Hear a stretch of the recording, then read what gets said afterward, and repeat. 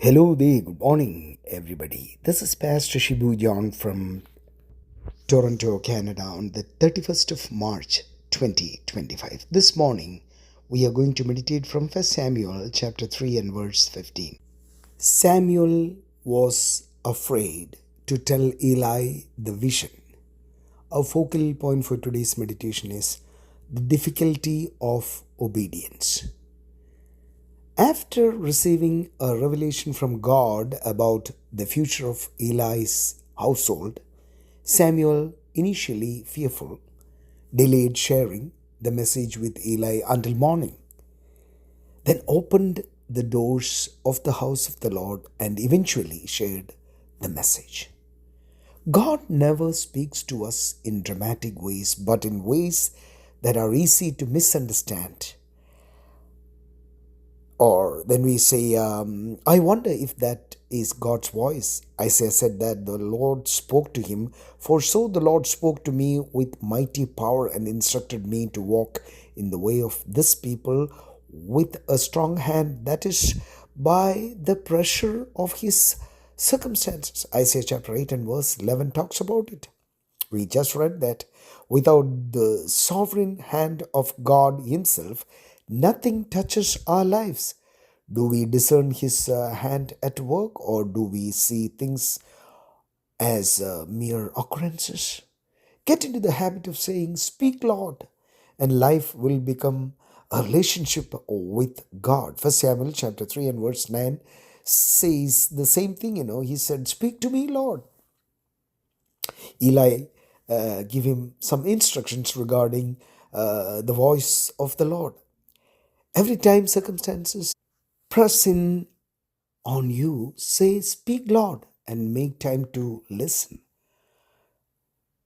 Reprimanding or chastening is more than a means of discipline.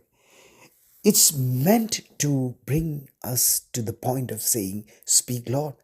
Think back to a time when God spoke to you and me. Do you remember what He said? Was it that now may the God of peace Himself sanctify you entirely, and may your spirit and soul and body be kept complete without blame at the coming of our Lord? And Apostle Paul wrote this to the Thessalonian believers in 1 Thessalonians chapter 5 and verse 23. No. As we listen, our ears become more sensitive, and like Jesus, we will hear God all the time.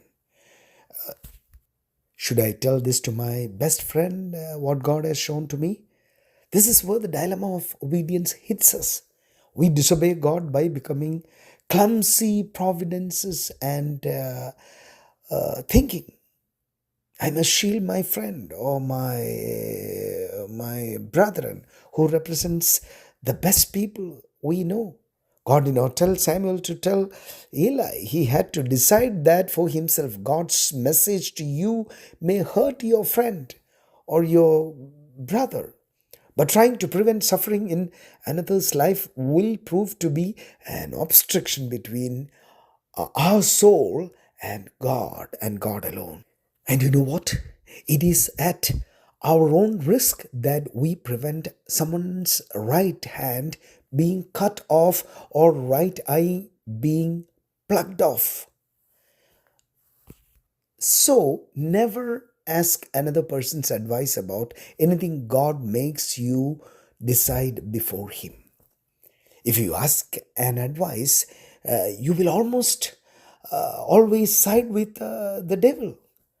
I did not immediately confer with flesh and blood. That's exactly what Apostle Paul wrote to the Galatian believers. Galatians chapter 1 verse 16 says, to reveal his Son in me that I might preach him among the Gentiles. I did not immediately consult with flesh and blood.